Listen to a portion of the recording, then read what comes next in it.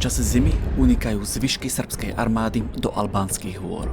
Na Blízkom východe postupujú Briti na Bagdad, ale 40 km južne od mesta sú zastavení tureckými silami, s ktorými sa stretávajú v bitke pri Ktésifóne. Po neúspešných snahách dosiahnuť Konštantínopol sa spojenci vzdávajú kampane v Gallipoli. Medzičasom posielajú Briti dve lode s posilami k jazeru Tanganika v Afrike.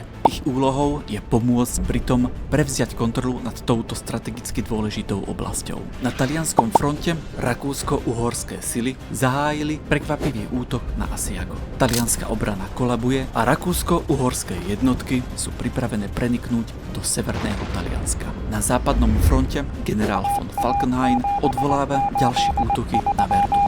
Francúzskej armáde sa podarilo naplniť sľub svojho veliteľa, ktorý prehlásil: cez nás neprejdú.